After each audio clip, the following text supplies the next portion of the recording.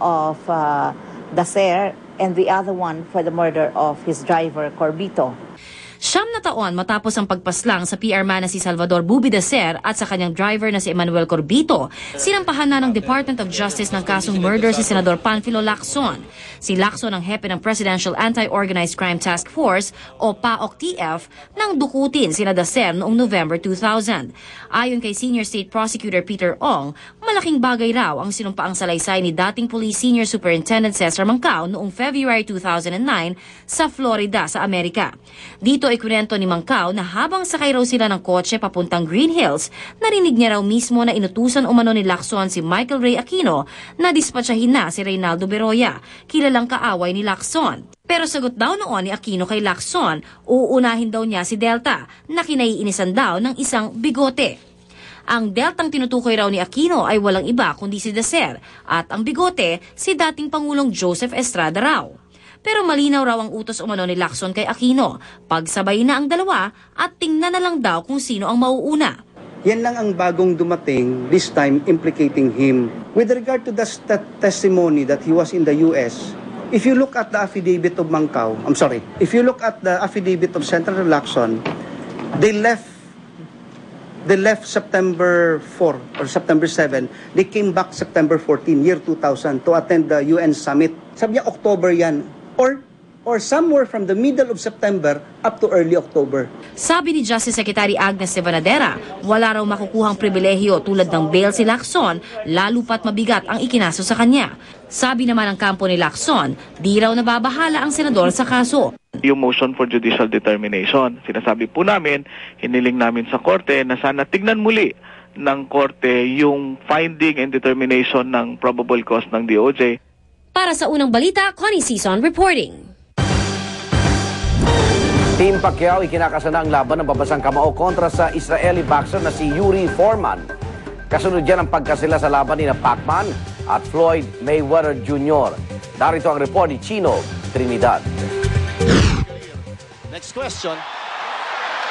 Sa pag-angkin ng pambansang kamao sa kanyang ikapitong titulo matapos mapabagsak si Miguel Cotto, ang sunod na labang hiningi ng boxing world ay isang mega fight sa pagitan ni Pacman at Pretty Boy Floyd Mayweather Jr. Pero tila urong-sulong sa mga pag-uusap si Mayweather Jr. Ipinagpilitan ng kampo ni Mayweather na sumiilalim sa Olympic-style random blood test si Pacman 2 araw bago ang itinakdang petsa ng laban sa Marso 13. Pero umalma ang pambansang kamao at sinabing masyado raw itong dikit sa araw ng laban. Sinubukan pang isalba ang mga pag-uusap sa pamamagitan ng arbitration meeting. Pero sa huli, hindi pa rin nagkasundo. Kaya't hindi na matutuloy ang tinaguriang fight of the century. Sabi ng kampo ni Pacquiao, ginamit lang daw ni Mayweather ang issue ng Olympic-style random drug testing upang maiwasang makasagupa ang kasalukuyang pound-for-pound king na si Pacquiao. The fight was never going to happen. I believe he's scared of Manny.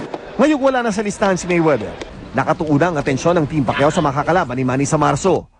At ang una sa listahan, ang 5'11" na tubong Belarus-Israel na si Yuri Foreman. Ang hamon ng wala pang talo at kasalukuyang WBA Super Welterweight Champion ang makakapagbigay kung sakali ng panibago at natatanging record kay Pacquiao. 8 world titles mula sa magkakaibang dibisyon. Para sa unang balita, Chino Trinidad reporting.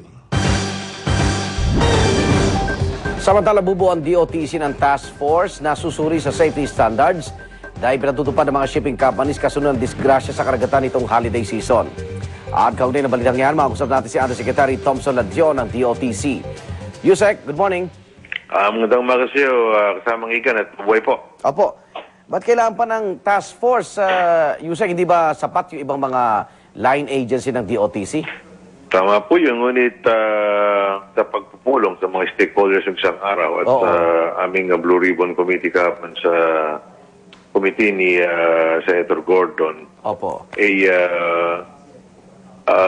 sumang-ayon siya pagbubuo ng isang ganitong ad hoc na task force na yan upang bigyan ng din at pansin itong pagbibigay ng random inspection ng kahandaan ng ating mga sakyan sa karagatan upang tugunan itong hamon ng pagkakataon lalo-lalo na itong mga nakaraang mga hindi ka nais-nais na pangyayari kasamang Igan. At ang task force yan ay buuin po yan ng Coast Guard, Marine, ng Philippine Merchant Marine Academy at ng Ports Authority. Ang sabi po ng pero kung sumusunod lang po sa mga umiiral na panuntunan, hindi ko kailangan ng task force. Ang kailangan parusahan yung mga may kasalanan. Tama po. Ang Di ba, talubil- Yusek?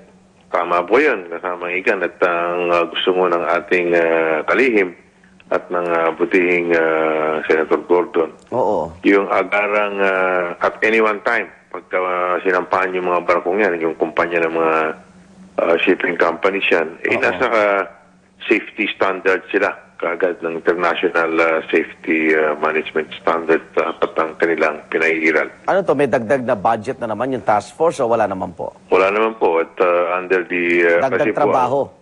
Oo, dagdag lang yung trabaho binibigay sa... Ako po mamumuno po niyan. Oho. At sino mga kasama niyo dyan, Yusek? Kasama po ang ating maritime security at ang ating mga technical inspectors ng Marina. Pipiliin po natin